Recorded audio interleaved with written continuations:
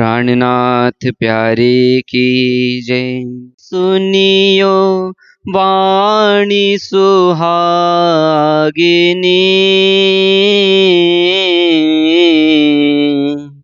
होती जो अकथ अगम, सो भी तक कहूँ तुमको, उड़ जासी सब भरम, सो भी तक कहूँ तुमको,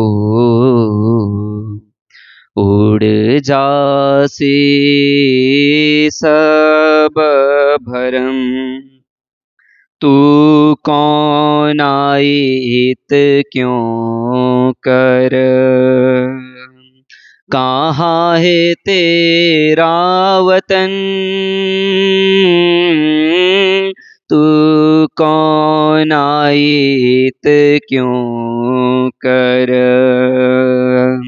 कहाँ है तेरा वतन। नार तू कौन कसम की दृढ़ कर कहो वचन, सुनियो वाणी सुहागिनी,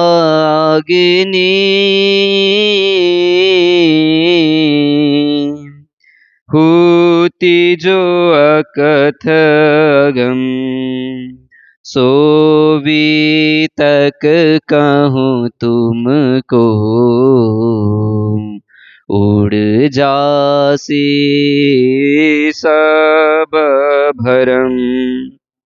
जागत है कि नींद में, करके देख विचार, तो जागत है कि नींद में, करके देख विचार। विध सारी आके कहूँ इन जेमी के परकार, सुनियो वाणी सुहागिनी,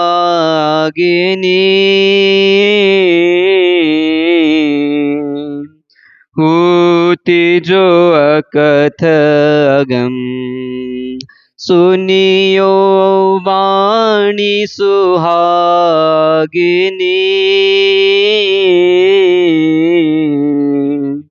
होती जो अकथ अगम, सो भी तक कहूँ तुमको, उड़ जासी सब भरम, सो भी तक कहूँ तुमको, उड़ जासी सब भरम। बोलिए श्री प्राणनाथ प्यारे की। जुथा जुजबे जुवतियों, उछरंगतियों अपार, ओछब करती आबियों, बाबा नंद तणे दरबार, बाबा नंद तणे दरबार। बोलो कृष्ण कन्हैया लाल की, श्री निजानंद स्वामी की, श्री प्राणनाथ प्यारे की, महारानी बाईजुराज की, महाराजा छत्रसाल की, गुरुजी मंगलदास महाराज की, श्री कृष्ण प्रणामी धर्म की, तीनों पुरी धाम की, सर्व सुंदर साथ की। घास मसियों मंदिर मापे से प्रणाम। उपस्थित धर्म प्राण शिरोमणि सुंदर साथ जी, माताएं बहनें भाइयों, बहुत ही सुंदर अवसर, सुखद अवसर। क्योंकि देश का अधिकांश भाग गर्मी से झुलस रहा है और हम लोग हिल स्टेशन में रह करके बरसात का आनंद ले रहे हैं। यहाँ गर्मी नहीं है, बल्कि बरसात होने से थोड़ी थोड़ी ठंडी भी लगती है। रात को कुछ ओढ़ कर सोने का मन होता है ना। दिन में भी एक पतला स्वेटर डालें, बरसात होते ही कुछ न कुछ ठंड का एक प्रकोप जैसा लगता है। बाकी तो देश के अधिकांश भाग में हिल स्टेशनों को छोड़ करके अधिकांश भाग में आप देखिए तो सब लोग गर्मी का ये ताप सहन कर रहे हैं। सब जगह गर्मी, हवा भी गर्म, कई जगह तो लू चलने की भी संभावना रहती है। तो देखिए, ये है प्रकृति का खेल। प्रकृति में पहाड़ भी हैं, हिमालय हैं, बर्फ है, नदी हैं, झरने हैं, मैदान इलाका है, समतल इलाका। तो समतल इलाका में सूर्य की रोशनी ज्यादा पड़ती है, ज्यादा गर्मी लगती है, वातावरण गर्म हो जाता है, हवा भी गर्म। फिर जिनके पास क्षमता है वो एसी में, कूलर में बैठते हैं। जिनके पास क्षमता नहीं है तो वो लोग सहते हैं, गर्मी को सहो, सर्दी को सहो, धूप को सहो, वर्षा को सहो। क्योंकि दुखियों के पास, जो लोग गरीब और दुखी है ना, उनके पास सहने के अतिरिक्त और कोई उपाय नहीं होता है। सब कुछ, दुख भी सहन करो, भूख भी सहन करो, नंगापन भी, बिना कपड़े के नंगापन भी सहन करो, गर्मी भी सहन करो। पंखे की भी व्यवस्था नहीं होती है कई कई लोगों के पास। तो यही है कि अब ये जीवन है, जीवन की गति और हमारे कर्मों का फल ऐसे ही चलता है। ये संसार इसी तरह से बना हुआ है। हर देश में देखिए, हर देश में धनी और गरीब तो होते ही होते हैं। एक वर्ग है धनाढ्य वर्ग, जो संपत्ति उनके कब्जे में रहती है, व्यापार बिजनेस बड़ा बड़ा करते हैं। दूसरा वर्ग है वहां एम्प्लॉय होकर के, अपने क्षमता के अनुसार एम्प्लॉय होकर के वहां काम करना, कई लेबर का काम करते हैं। तो ये सारे संसार में ये, और सब संसार में जितने भी जातीय या वर्गीय धर्म का भेदभाव मिटाने की कोशिश भी करें, पर ये धनी गरीब का भेदभाव ये नहीं मिटने वाला है, ये मिटता ही नहीं। इसी के लिए कम्युनिज्म, रूस में और चाइना में कम्युनिज्म क्यों आया? साम्यवाद, धनी गरीब के भेदभाव को मिटाने के लिए। पर जो लीडर कम्युनिज्म का विस्तार करते हैं, उनके पास अकूत संपत्ति है, फिर तो खुद ही बटोर रहे हैं, तो क्या कम्युनिज्म का वो प्रचार करेंगे? तो इस तरह से ये एक सृष्टि का नियम है, ये चलता ही रहेगा, इसको कोई मिटा नहीं सकता है, कैसे ही कोई सरकार क्यों ना आ जाए। तो हम देखते हैं कि ये 3 प्रकार का भेद जो है ना सृष्टि में, बाकी तो 4 जाति में भी भेदभाव मिटाया जा सकता है। और दुनिया में और है ना, रंग भेद, लिंग भेद कहते हैं, रंग भेद को भी मिटाया जा सकता है। पर एक है लिंग भेद, स्त्री और पुरुष।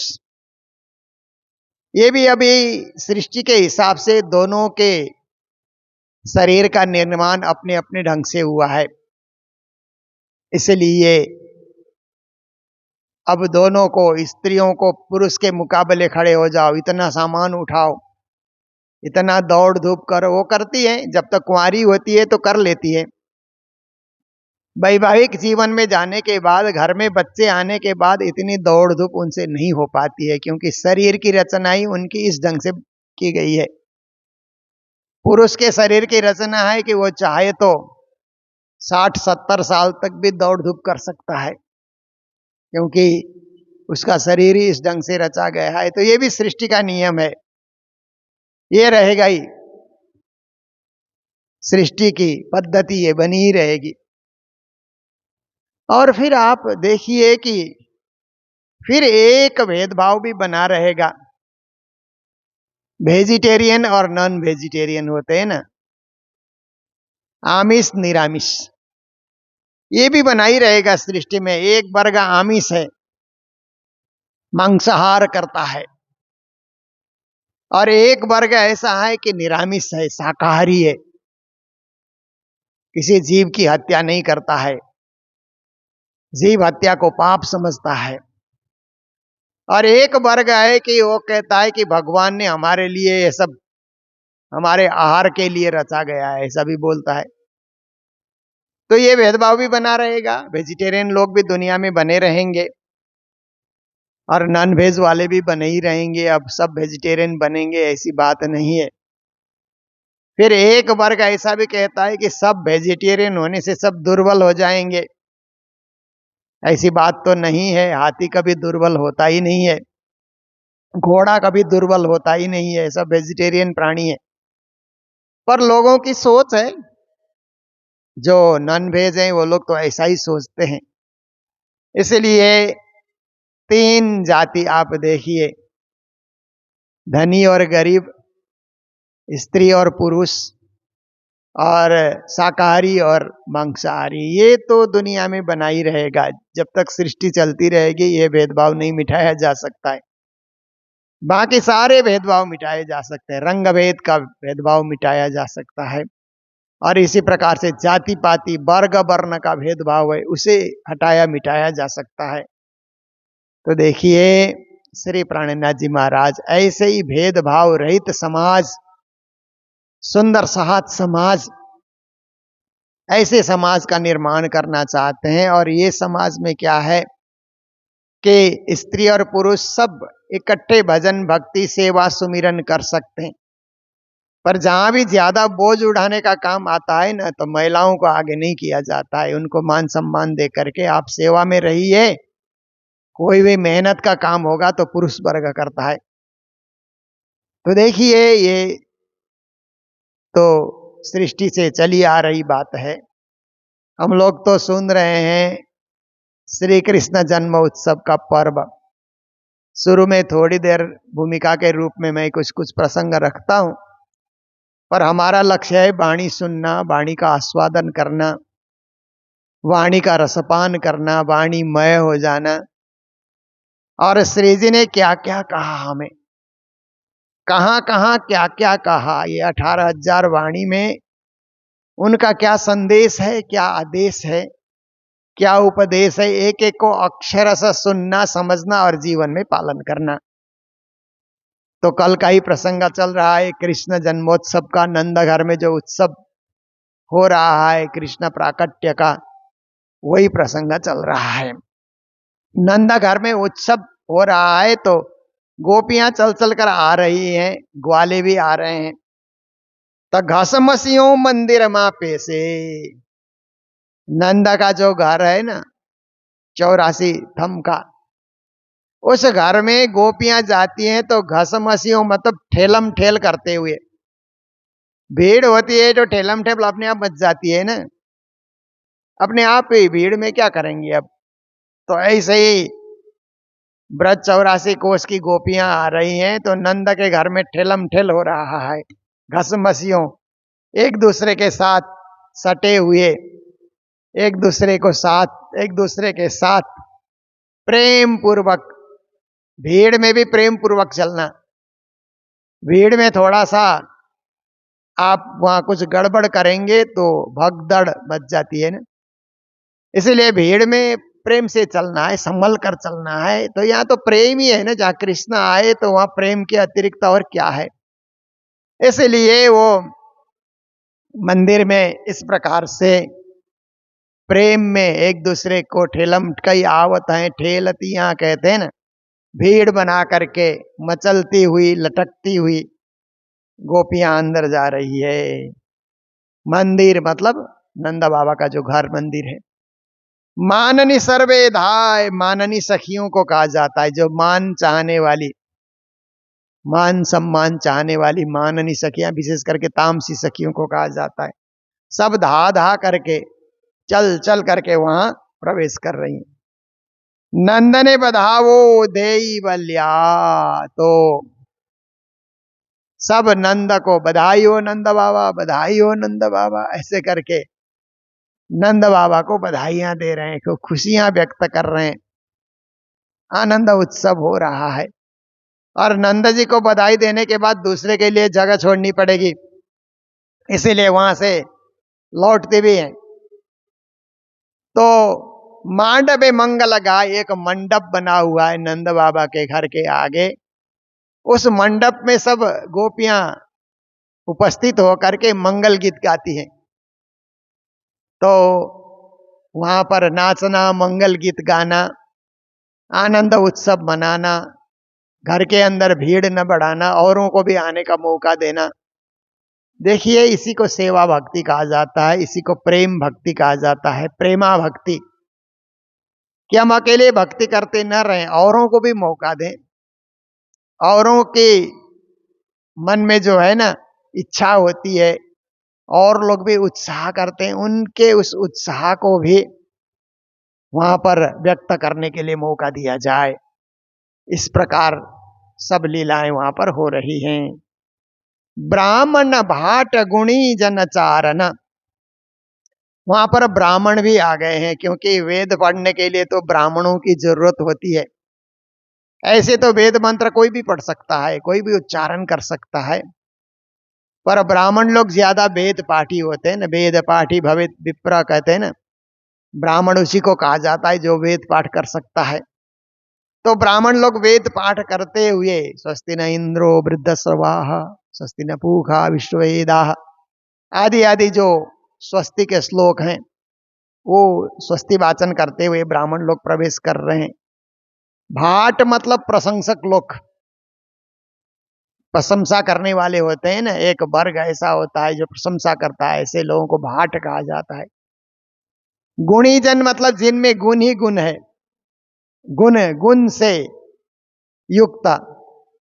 चारण मतलब अब ये गा करके स्तुतियां करने वाले, एक मुख से ही स्तुति करते हैं, बोल करके स्तुति करते हैं, एक गा गा करके स्तुति करते हैं, उनको चारण कहा जाता है। भाट और चारण में इतना ही फर्क है, दोनों का कार्य एक ही है, पर जो गा सकता है वो गा करके स्तुतियां गाएं, ये चलता है। और मलियाते मागन हार, भिक्षुक लोग, आज नंद के घर में उत्सव हो रहा है, तो भिक्षुकों को भी मन में उत्साह जागता है, तो मांगने वाले जिनको जरूरत होती है ना, तो ऐसे मांगने वाले भी वहां पर उपस्थित हो गए हैं। वो कुछ न कुछ भिक्षाटन के लिए, आज बहुत कुछ मिलेगा, आज तो नंद बाबा झोली भर देंगे, ऐसा सोच सोच करके वहां पर वो मांगनहार मांगने वाले भी सब आए हुए। निरत नटवा गंधर्व, और नृत्य करने वाले नट और नटियां बोलते हैं ना, नृत्य करने वाले, नृत्य जो करते हैं, नृत्य कोई तो नाचने वाले को तो नट कहा जाता है। तो नर्तकी, जो महिलाएं नाचती है तो नर्तकी कहा जाता है, पुरुष नाचते हैं तो नट कहा जाता है। गंधर्व मतलब ये एक वर्ग होता है, ऐसे तो देवताओं को गंधर्व कहा जाता है, पर गंधर्व विद्या कहा जाता है, ये गाना नाचना, इसको गंधर्व विद्या, देव विद्या ऐसे करके माना जाता है। तो ये गाने वाले भी उपस्थित हो रहे हैं, नाचने वाले भी उपस्थित हो रहे हैं, राग संगीत थे थेकार, और वहां पर संगीत गाए जा रहे हैं, बहुत मधुर मधुर संगीत गाए जा रहे हैं। संगीत के राग से वातावरण भी एकदम स्वच्छ और पावन बन जाता है, क्योंकि रागों से क्या हो जाता है कि वातावरण ही भक्तिमय बन जाता है, भावमय बन जाता है। ऐसा वहां पर दृश्य उपस्थित हो रहा है। थई थई कार, ये संगीत में एक प्रसिद्ध वाक्य है कि तत्ता थई थई, ऐसा कहते हैं। ये संगीत का एक वाक्य है, प्राचीन जमाने से चला आ रहा है। इसमें क्या होता है कि जमीन में जो ताल देते हैं ना पांव से, क्योंकि नाचने वाले तो जमीन में ताल दे करके ही तो नाचते ही, नहीं तो उनको ताल का कुछ पता ही नहीं होता है। और भजन गाने वाले हाथ से ताली देते हैं, ताली देते हुए गाएंगे, और तभी तो उनको पता लगता है हम ताल से गा रहे हैं, नहीं तो ताल चुकने का डर रहता है। संगीत में ताल चुकना एक उसको अशुभ माना जाता है। संगीत जगत में तबले का ताल है, गाने का ताल है, नाचने का ताल है, वो चुकना नहीं चाहिए। जैसे गाया जा रहा है वैसे ही नाचना चाहिए। तो ये तीनों का जो सम्मिश्रण होता है ना, ताल, बोल और लय का, तबला बोलते हैं ना। तबला एक शब्द है ना जो बजाया जाता है। तो तबला में त से ताल होता है, ब से बोल होता है, ल से लय होता है ना। तो वहां पर मृदंग बजा रहे हैं या जो भी बजा रहे हैं, वो तत्ता थे ऐसे करके राग में, ताल में, संगीत में वो बजा रहे हैं। तो आकाश तक गूंज रहा है वो संगीत की आवाज, और ये वाद्य यंत्रों की आवाज आकाश तक गुंजायमान होकर के वातावरण को एकदम भक्तिमय वातावरण वहां पर ये हो रहा है, उपस्थित हो रहा है। नाद दुंद पड़छंदा पर्वते, जब ये दुंदुभी इत्यादि बाजे बजते हैं ना, वाद्य यंत्र बजते हैं, दूर तक सुनाई देने वाले जो वाद्य यंत्र वहां पर बजते हैं, तो पर्वत में जाकर के प्रतिध्वनि लौटती है। रिफ्लेक्शन होना बोलते हैं ना, रिफ्लेक्ट हो जाना आवाज, क्योंकि बड़े बड़े हॉल में ये रिफ्लेक्ट होने से इको भी बोलते हैं ना उसको। तो क्या है कि आप देखिए, जैसे बड़े बड़े हॉल में, हमारे मंगल धाम का हॉल ही लीजिए, हम जो बोलेंगे रिफ्लेक्ट होता है ना हॉल से, क्योंकि हॉल इतना बड़ा है कि वो आवाज को एब्जॉर्ब करने के लिए यहाँ पर इतने लोग यहाँ बैठे हो यहाँ पर, नहीं तो प्रतिध्वनि तो होगी, ध्वनि की प्रतिध्वनि होती है। जैसे एक्शन का रिएक्शन बोलते हैं ना, कोई भी एक्शन आपने किया है तो उसका रिएक्शन होता ही है। कोई भी ध्वनि होती है तो उसको प्रतिध्वनि होती है। कोई भी बात आप बोलते हैं तो प्रतिबाद होता ही है, ये दुनिया की रीत है। तो ध्वनि की प्रतिध्वनि हो रही है पहाड़ों से, गोवर्धन पहाड़ जैसे पर्वतों से प्रतिध्वनि आ रही है, और भी छोटे मोटे पर्वत वहां पर हैं, उनसे प्रतिध्वनि हो रही है। बरतते जय जयकार, बीच बीच में जय हो ऐसे करके नंद बाबा की जय हो, लाला की जय हो, कन्हैया की जय हो, जय जयकार करते जा रहे हैं। जय जयकार की ध्वनि भी बीच बीच में गूंज रही है। नंद गोप सौ गेहला रखे, नंद बाबा भी एकदम दीवाने बने हुए हैं, क्योंकि वर्षों के बाद वृद्ध अवस्था में घर में संतान आई, लाला का जन्म हुआ, तो उससे बड़ी खुशी की बात क्या हो सकती है। और ग्वाले भी एकदम मस्त होकर के नाच रहे हैं, गोप ग्वाले नंद बाबा सब घेला मतलब दीवाने होकर के पागलपन में नाचे जा रहे हैं, हर्षित होकर के। खोलावे भंडार, नंद बाबा ने अपने संपत्ति का जो भंडार है ना, राशन पानी लत्ते कपड़े धन संपत्ति, जहां पर जिस भंडार में रखा हुआ था उसका दरवाजा खोल दिया, और गोपों को कहा कि बांटो, जिसको जो चाहिए, किसी किसी को क्या चीज की जरूरत है, जो यहाँ भिक्षुक लोग आए हुए हैं वो संतुष्ट होकर के जाएं, उनकी झोलियां भर दो, बांटो, ऐसा करके उन्होंने आदेश कर दिया भंडार खोल करके। गाय गोदा अन्न वस्त्र पहराव्या गोप सकल दातार। फिर ग्वालों ने क्या सोचा कि अकेले नंद बाबा क्यों बांटे, अकेले नंद बाबा के भंडार को हम क्यों खाली करें, हमारे पास भी तो भंडार है। सब ग्वाले भी अपने घर घर से भी सामान लेकर के आए, वहां पर लुटाने के लिए, वितरण करने के लिए, आनंद उत्सव करने के लिए सब ले लेकर के आ रहे हैं। सब जितने भी ग्वाले हैं सब दातार हैं, दाता हैं, सबको देना है, क्योंकि देने का आनंद कुछ निराला होता है ना। लेने की भी खुशी होती है। अब हम लोग तो ये साधु संत प्रचारक बनने से हमारा वर्ग लेने में आ गया, देने में नहीं आया। लोग देते हैं तो हम लोग लेते हैं, पर हम लोग भी देते हैं, फिर जो इकट्ठा होता है उसको बांट देते हैं, संस्थाओं में देते हैं, कहीं जरूरतमंद है तो उनको देते हैं, विद्यार्थियों को पढ़ाते हैं, वृद्धाश्रम में देते हैं, कहीं कोई स्कूल और संस्थाएं चल रही है तो वहां हम लोग भी देते हैं। एक तरफ से आया, एक तरफ से गया। पर लेने में जितना आनंद होता है ना, उससे दुगुना आनंद देने में होता है। आप भी अनुभव करके देखें कि किसी को देने का आनंद खाने से ज्यादा आनंद खिलाने में आता है ना। तो खिलाने वालों को पता होता है, खाने वाले को नहीं पता होता है। खाने वाले को तो खुद खाने का स्वाद ले रहा है, अतिरिक्त तो वो सोच भी नहीं सकता है। पर खिलाने वाले को बड़ा आनंद आता है। लोग खाते हैं ना, प्रसाद पाते हैं। देखिए, मंदिरों में जो लोग आते हैं तो प्रसाद के भाव से आना चाहिए। कुछ लोगों को पता नहीं होता है, ज्यादा मांग लेंगे, छोड़ देंगे। इसलिए खिलाने वाले को भी ध्यान रखना पड़ता है कि उचित वितरण किया जाए, और खाने वाले को भी ध्यान रखना पड़ता है कि मैं ज्यादा सामग्री लेकर के छोड़ दूं और कोई एक सुंदर साथ बाद में भूखा रह जाएगा। हमने गिरा दिया और बाद में एक दो लोगों को नहीं पहुंचा, बांटने वाले को ही नहीं पहुंचा, तो क्या हमने पुण्य किया? क्या हमने धर्म किया? क्या हमने मंदिर में आकर के सेवा की? इसलिए सब कुछ ध्यान से होता है। तो यहाँ पर ध्यान से, प्रेम से सब भंडार खोल करके वितरण किया जा रहा है।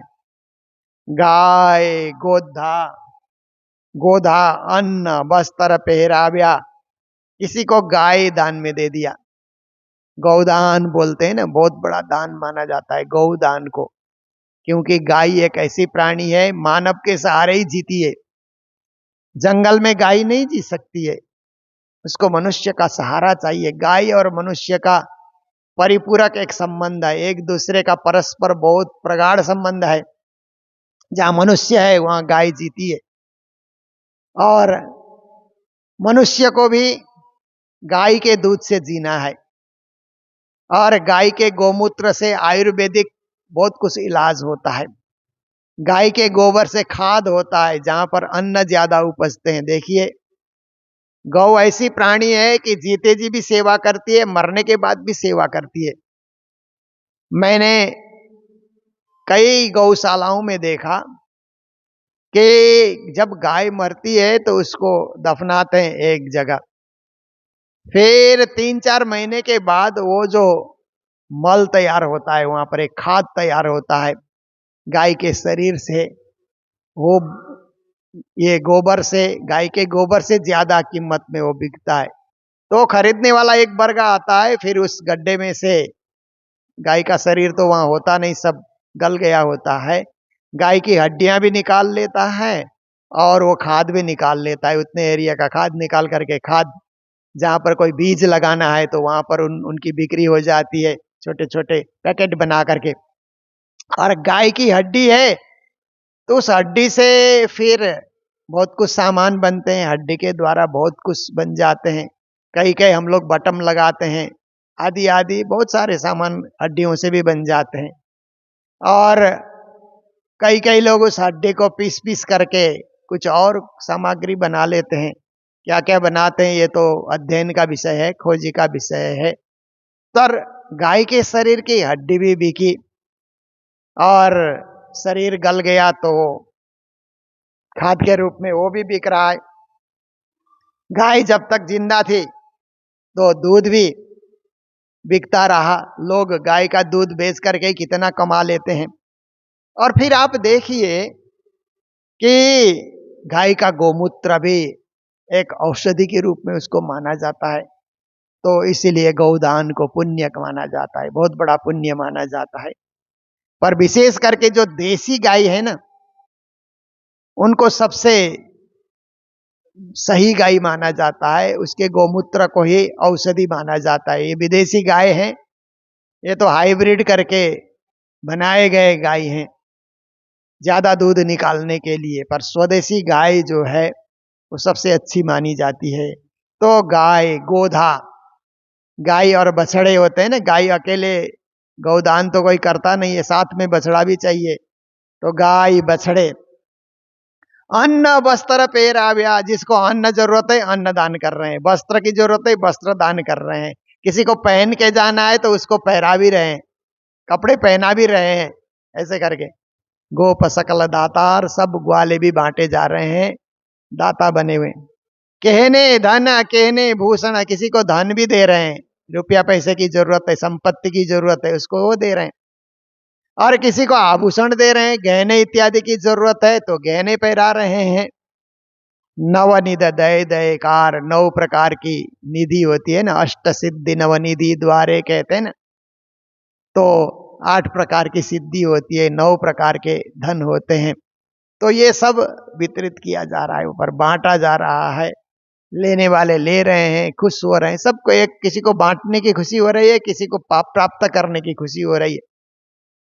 जैसे माँ बाप देते हैं, बच्चे लेकर के खुश होते हैं ना, ऐसे ही है, जरूरतमंदों को लेने में खुशी हो रही है और संपन्न लोगों को बांटने में खुशी हो रही है, ऐसे बड़ा आनंद हो रहा है वहां पर।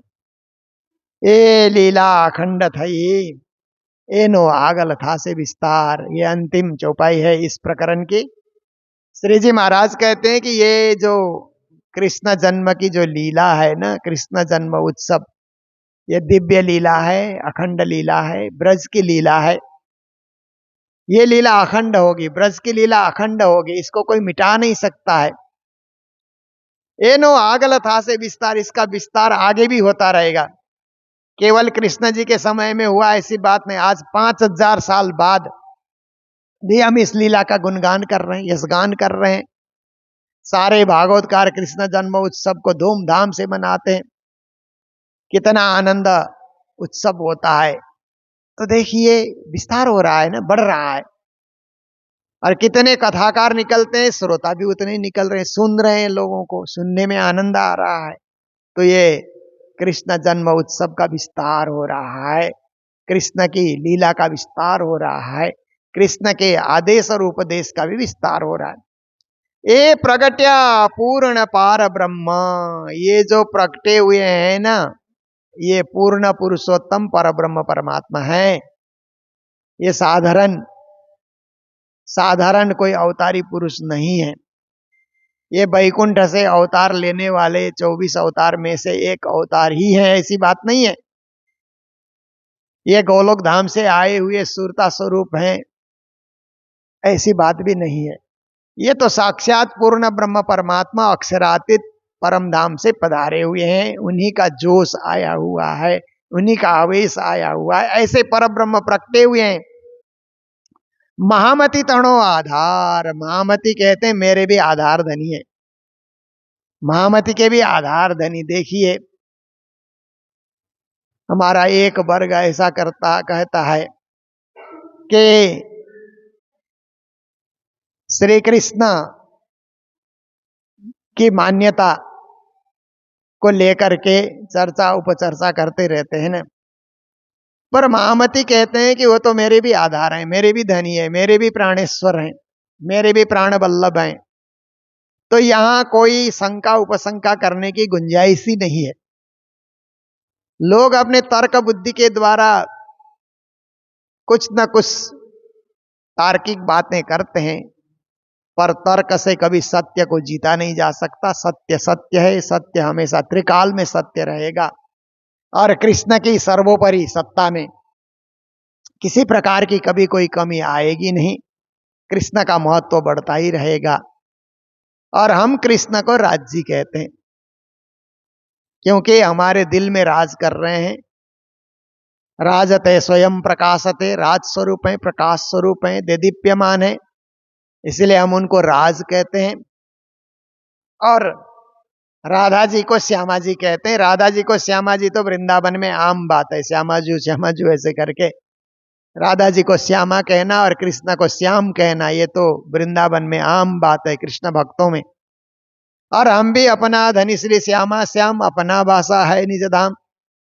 प्रकट वाणी में हम लोग भी कहते हैं हमारे धनी तो श्यामा श्याम है, हमारा भाषा परम धाम का है। तो देखिए वही श्यामा श्याम, वही राज श्यामा, वही राज ठकुरानी जी, वही इस जगत में कृष्ण और राधा के रूप में लीला करने के लिए पधारे हुए हैं। और उनके जन्म का उत्सव, प्राकट्य उत्सव धूमधाम से नंदघर में हो रहा है। महामती कहते हैं ये मेरे आधार धनी है, ये मेरे आधार, तो मेरे सब कुछ। आधार का अर्थ होता है उन्हीं में हम टिके हुए हैं। तो ऐसे पूर्ण पुरुषोत्तम परब्रह्म परमात्मा साक्षात धामधनी श्री कृष्ण, धामधनी श्री कृष्ण हमारे, ऐसे धामधनी श्री कृष्ण जो हमारे हैं वो प्रकटे और उनका प्राकट्य उत्सव मनाया गया। हम लोग भी प्रतिवर्ष मंगल धाम में श्री कृष्ण प्राकट्य उत्सव धूमधाम से मनाते हैं। शाम को गौरी आरती के बाद, 6 बजे की गौरी आरती के बाद हम लोग रात को 12 बजे तक, 12 बजे तक इसलिए मनाना कि मथुरा में 12 बजे ही उनका प्राकट्य हुआ था। पहले चतुर्भुज के रूप में, बाद में 2 भुज के रूप में। और जैसे ही 2 भुज वाले आए तो 2 भुजा स्वरूप जो श्याम आत्म अक्षर जोश धनिधाम, उनमें अक्षर की आत्मा और धामधनी का जोश तत्काल आ गया। इसीलिए मथुरा में ही कृष्ण प्राकट्य हुआ तो हम रात को 12 बजे मनाते हैं। नंद घर में तो दूसरे दिन नंद उत्सव मनाया गया, क्योंकि रात को सब लोग सोए हुए थे और रात को सबको खबर नहीं कर सकते थे। नंद बाबा, उनको भी प्रातः काल ही पता लगा, फिर सबको खबर किया, सब चल करके आए। सारा दिन वहां पर 7 दिन तक कृष्ण जन्म का उत्सव मनाया गया। ये नंद उत्सव कहा जाता है। नंद के घर में जो कुछ भी हुआ उसको नंद उत्सव कहा जाता है, दधि उत्सव भी कहा जाता है। और रात को 12 बजे प्राकट्य उत्सव है, कृष्ण जन्मोत्सव है। तो इस प्रकार से हम लोग बहुत खुशियों के साथ सर्वत्र मनाते हैं। गुरु महाराज भी इसी तरह से मनवाते रहे, यही आदेश देते रहे कि इसको धूमधाम से मनाओ। हम लोग भी खूब तैयारी के साथ धूमधाम से मनाते हैं। कृष्ण जीवन में आ जाएं तो हमारा जीवन प्रकाशित होगा, धर्म से भर जाएगा, प्रेम से भर जाएगा और परम धाम का द्वार हमारे लिए खुल जाएगा। हम अपना हृदय का द्वार खोल करके श्री कृष्ण को धारण करेंगे तो कृष्ण हमें परम धाम का द्वार खोल देंगे और उस द्वार में हम प्रवेश कर पाएंगे। ये बात है इसका सार। तो महामती कहते हैं मेरे आधार धनी को बार बार स्मरण नमन प्रणाम करते हैं। तो यहीं आकर के 10 चौपाई में कृष्ण जन्म का ये जो प्रकरण था, आज बधाई ब्रज घर घर प्रकटासी नंद कुमार, इसको हम पूर्ण करते हैं। कल से आगे और प्रकरण यहाँ आ रहे हैं, उनकी चर्चा होती रहेगी। आज के दिन मंगल धाम में जो सेवा आई है, भंडारे की सेवा, श्री नारद दास शर्मा, पवित्रा शर्मा, दार्जिलिंग निवासी, जो हमारे श्री कृष्ण प्रणयमी धर्म सभा के वर्षों तक अध्यक्ष रहे। गुरु जी के समय में वही धर्म सभा के अध्यक्ष रहे और गुरु जी को बहुत सेवा कार्य में उन्होंने बहुत सहयोग किया, तन मन धन से सहयोग किया और अपने जीवन को सफल बना करके धाम पधारे। तो उनकी अंगना पवित्रा जी, दोनों दंपति धर्मात्मा थे। और जितने भी उस समय दार्जिलिंग में मंदिर नहीं बना था, जो भी सुंदर साथ दार्जिलिंग जाते थे तो उनके घर में विश्राम करते थे और वहाँ पर बड़ी सेवा होती थी। तो ऐसे नारद दास जी और पवित्रा शर्मा जी की उनकी पुण्यतिथि पर उनके सुपुत्र ज्ञानेंद्र शर्मा और पुत्र वधु अनीता शर्मा सपरिवार की ओर से ये सेवा हमारे पास आई हुई है। तो महान आत्माओं को श्रद्धांजलि देते हुए, परिवार के सभी सदस्य के प्रति मंगल कामना व्यक्त करते हुए आज के प्रसंग को यहीं विराम दे रहे हैं। जय जयकार के साथ बोलो सतगुरु महाराज की, श्री प्राणनाथ प्यारे की, सर्व सुंदर साथ की। ए लीला अखंड थई, एनो आगल था से विस्तार, ए प्रगट्या पूरन पार ब्रह्म, महामती तणो आधार, महामती तणो आधार। बोलो श्री प्राणनाथ प्यारे की, सदगुरु महाराज की, श्री धाम के धनी की प्रणाम।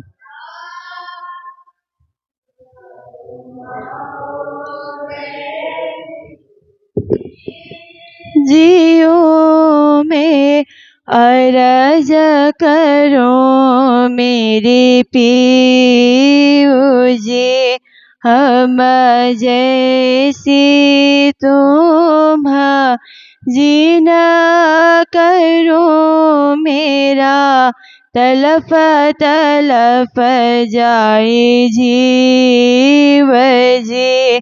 जीवरा तुझे वे नहीं क्यों मिटे दिल की प्यास जी, तुम बिना में किन सुख हूँ पिया, तुम हो मेरे आस जी।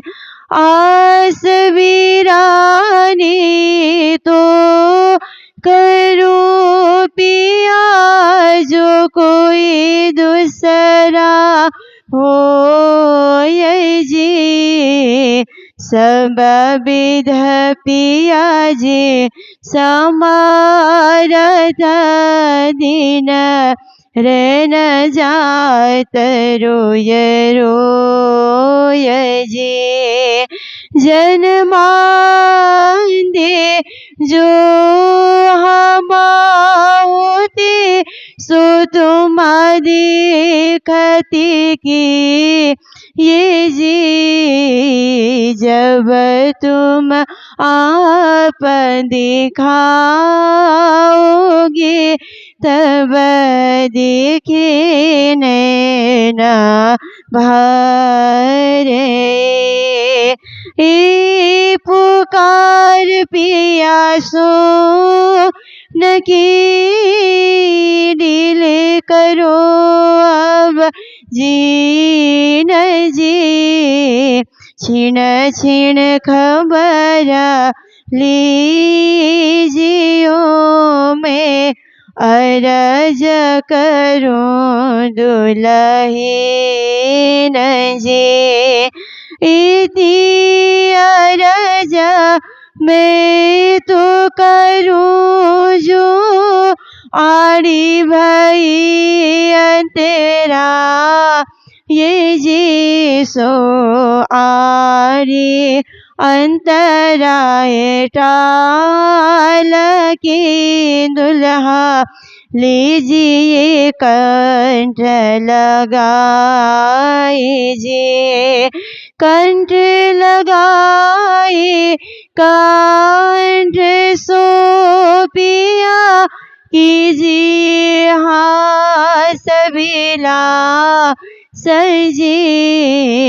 वारणी जाए श्री इंद्रावती पिया, कदमों राखो पास जी।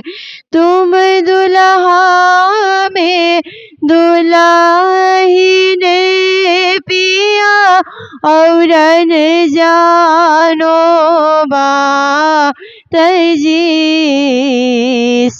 कैसों से वाह करो पिया, सब आंगो साक्षात जी। सदा सुखदाता धाम धनी में, कहा कहूँ इन्हें बात जी। श्री महामती जुगल स्वरूप परवले, अंगना बलि बलि जात जी। सदा सुखदाता धाम धनी में कहा कहूँ इन बात जी श्री महामति जुगल स्वरूप परे भले अंगना बलि बलि जात जी पिया तुम हो तैसे कीजियो में अरज करूं मेरे पियो जे मैं अरज करूं मेरे धानी जी। बोले श्री प्राणनाथ प्यारे की।